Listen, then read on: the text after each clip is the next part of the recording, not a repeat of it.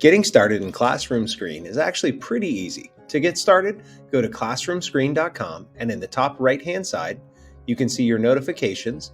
Click on your image profile and make sure that you sign in or create an account. This will help you save some of your settings for later.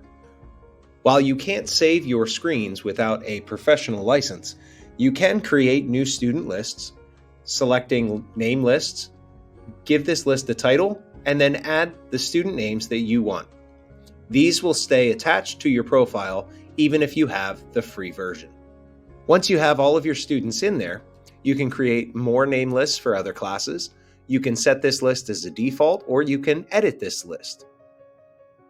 Once all of your class lists are set and everything is established the way you want, you can go ahead and begin building your screen.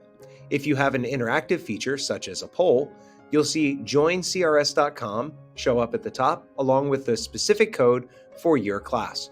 There's also a QR option if you want students to scan this. Once students are signed in, they can then participate in any interactive widgets that you've put on your page.